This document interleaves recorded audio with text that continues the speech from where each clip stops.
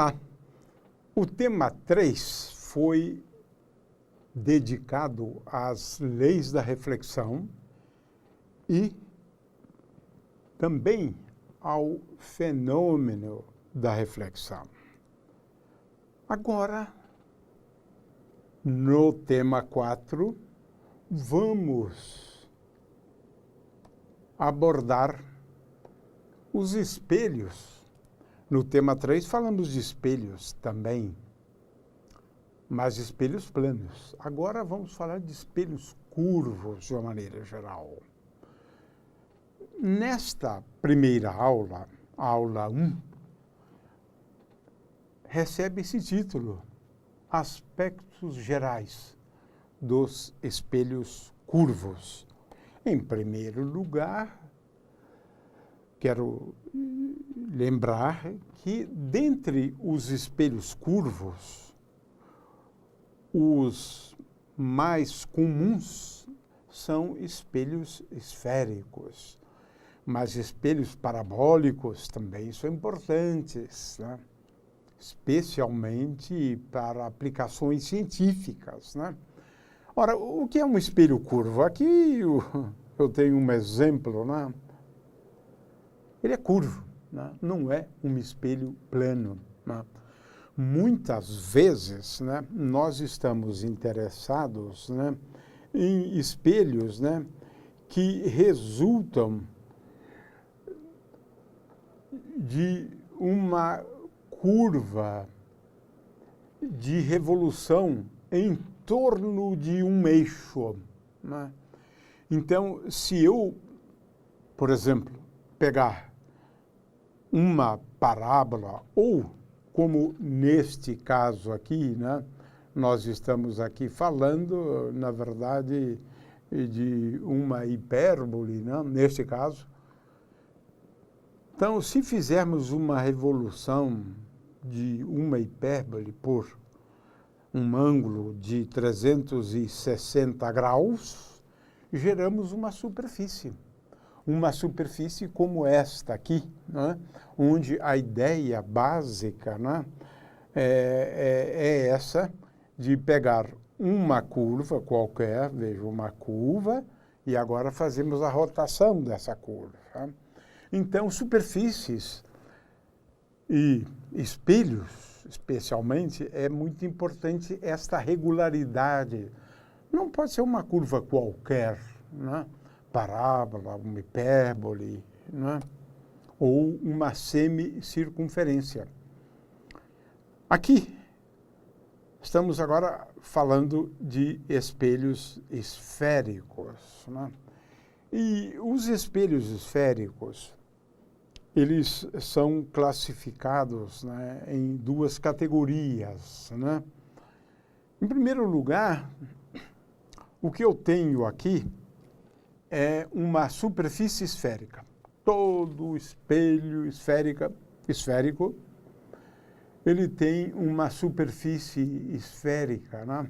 E o que a gente faz, né, muitas vezes, né, é considerar uma parte dessa superfície esférica, né?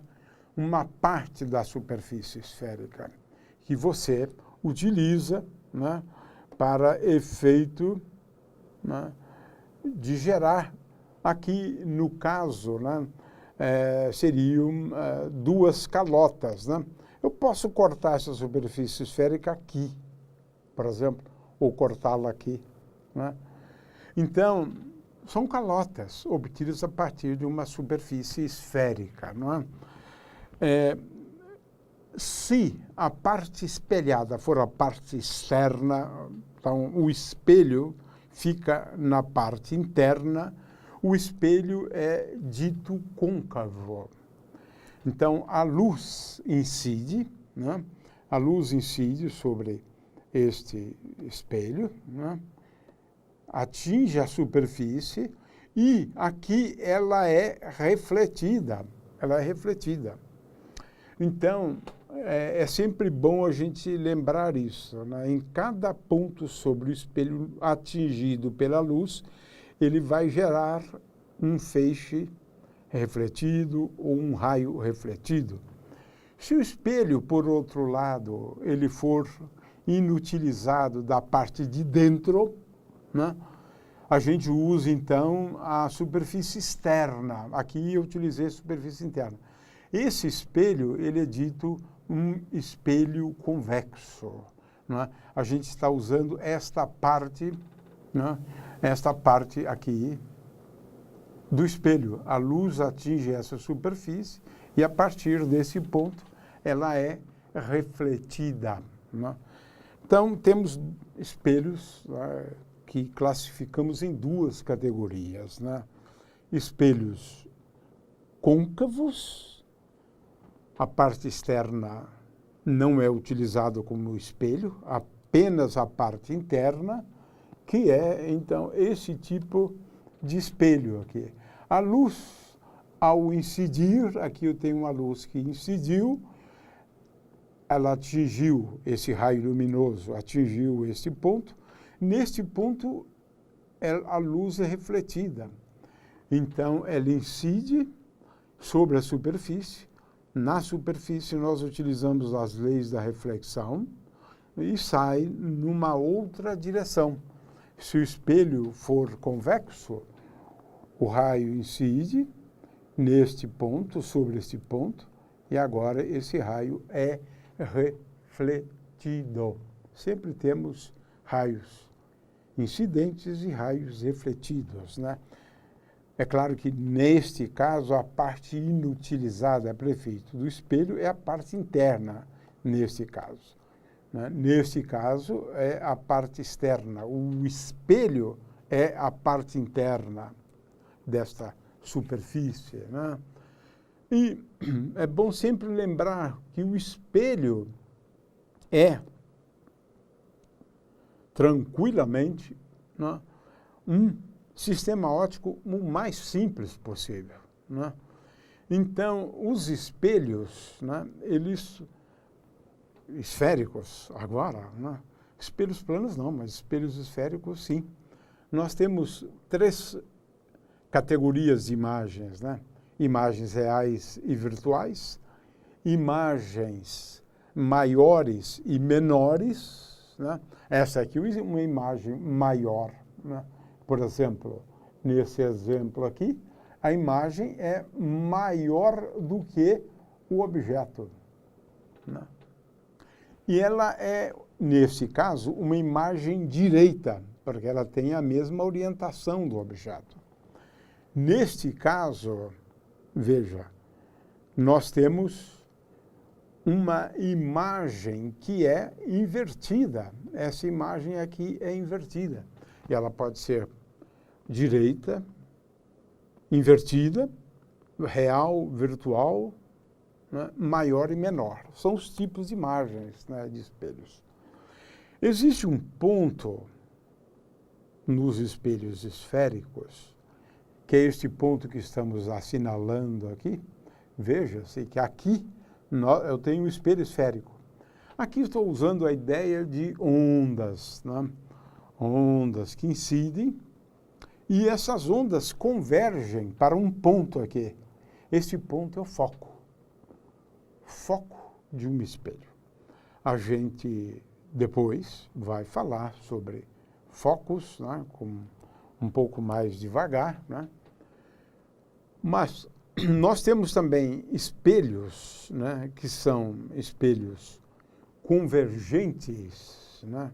Então, os espelhos côncavos, eles são espelhos convergentes. O que significa? É que a luz incidente, que incide paralelamente ao espelho, ou melhor, ao eixo do espelho, aqui é importante a gente lembrar, né, esse eixo aqui, né, o eixo do espelho, passando pelo foco, né? Então, se ela incide paralelamente a esse eixo principal, né, do espelho, então veja-se que ela incide, né, e agora esses raios luminosos convergem para um ponto. Esse ponto é o foco. Aqui eu tenho uma foto, né? Olha só que coisa perfeita, né? Os raios luminosos que incidiram paralelamente convergem para um ponto. Esse ponto é o foco. Lentes convergentes, né? Esse foco é um foco real. Agora, eu posso ter um foco virtual também, né? São os espelhos convexos. Esses espelhos são espelhos divergentes, né? A luz, ao incidir paralelamente ao eixo principal, que está aqui, né? Aqui, né? Passando pelo foco e pelo vértice do espelho, nós vamos daqui a pouco definir essas grandezas, né? Incide paralelamente, olha, incidem paralelamente, são refletidos, obedecendo à lei da reflexão, esse é refletido, esse é refletido, esse aqui é refletido, esse também é refletido. Agora, aqui tem uma coisa interessante. Na verdade, é o prolongamento, né, dos raios luminosos, né, é que vai gerar o foco. Então, esse foco aqui é um foco que é a rigor virtual, né? Aqui eu tenho uma foto. Agora, estamos falando de coisas reais, né? Veja, esse raio luminoso incidiu e foi refletido, saindo para cá. Esse aqui incidiu e agora é refletido para cá. Este incidiu e depois ele é refletido para cá. Mas o prolongamento dos raios luminosos, né, esse prolongamento aqui, atinge um ponto. E esse ponto aqui é o foco, né? Então, temos espelhos convergentes e espelhos divergentes. O que eu quero chamar a atenção é o seguinte. Em qualquer ponto sobre o espelho, onde a luz atingir, né, que eu tenho um exemplo, esse ponto P aqui. Ao atingir esse ponto P, por esse ponto, você pode, sim, pensar na normal a este ponto. Veja, normal a esse ponto. A normal a esse ponto. É essa aqui. Essa é a normal a esse ponto. E agora, se a luz incidir, né? Se a luz incidir, formando um ângulo I, né, de incidência, né? Aqui, na verdade, seria ângulo I, né? Um ângulo de incidência, né? Formando um ângulo de incidência, e aqui eu tenho o ângulo R, a luz é refletida, né? Isso aqui é o R, a luz é refletida para cá. Então, em cada caso, você vai utilizar, né, o ângulo de incidência igual ao ângulo de reflexão. Mas cuidado, o ângulo pode ser diferente em função do ponto sobre a superfície, né? É isso que é importante a gente compreender, né? Compreender, né? Esse ângulo pode ser até igual a zero. Por exemplo, se incidir nesse ponto aqui, esse ângulo é igual a zero. Pode ser, então, nesse ponto, nesse outro ponto. Em cada caso, eu vou aplicar para este ponto as leis da reflexão, né? Muito bem, vamos agora aos elementos, né, de um espelho plano. Em primeiro lugar, se esse espelho, né, como é o caso aqui, né, ele está representado aqui por essa parte aqui da calota, né, da calota. Então, veja, esta aqui é a calota. É a calota, né? Ora, em sendo assim, nós temos os seguintes elementos. Aqui uma extremidade do espelho e aqui a outra extremidade do espelho. Esse ângulo alfa aqui, esse ângulo alfa, né, entre estas duas retas, né, esta aqui e a outra aqui, né, esse ângulo alfa é a abertura do espelho, O vértice de um espelho, ele é este ponto aqui. O vértice de um espelho é este ponto aqui. É um ponto que fica equidistante, tanto deste ponto quanto deste ponto. Bem no meio, digamos assim, do espelho, né, o vértice, né? O plano focal é um plano que contém o foco, né? O eixo principal, que está designado aqui, ele é um eixo que passa pelo centro de curvatura do espelho, né, que é esse ponto C, centro de curvatura do espelho, ele passa pelo vértice e pelo centro de curvatura do espelho. Então, esse eixo aqui é o eixo principal, como indicado aqui, eixo principal, né? Qualquer outro eixo paralelo a esse, né, já seria um eixo secundário, né, já que ele é paralelo ao outro. O centro de curvatura e, finalmente, que eu já expliquei, né, o raio de curvatura. O raio de curvatura é igual ao raio da esfera a partir da qual nós obtivemos o espelho. Né? Nós obtivemos o espelho. Por exemplo, neste caso, R, que é o raio de curvatura, é igual ao raio da esfera. Nós obtivemos esse espelho a partir de uma superfície esférica. Seccionando essa esfera, né? Eu já havia explicado isto antes, mas não custa a gente voltar, né, a esse assunto, né? O que nós temos? Nós temos aqui, então, uma superfície esférica e agora o que fazemos? A gente corta essa superfície. A gente corta essa superfície. A gente usa, então, esta parte aqui da superfície. Talvez seja melhor reforçar com uma reta mesmo, né? E o que a gente faz? A gente acaba utilizando, né, esta parte aqui do espelho, esta parte, né? Esta parte. É isso.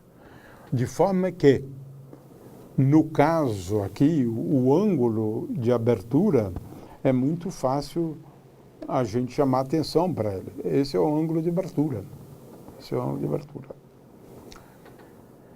Aqui fica o centro da circunferência, o centro da circunferência. Ou melhor, o centro de curvatura, melhor, né? Porque não é uma circunferência, né?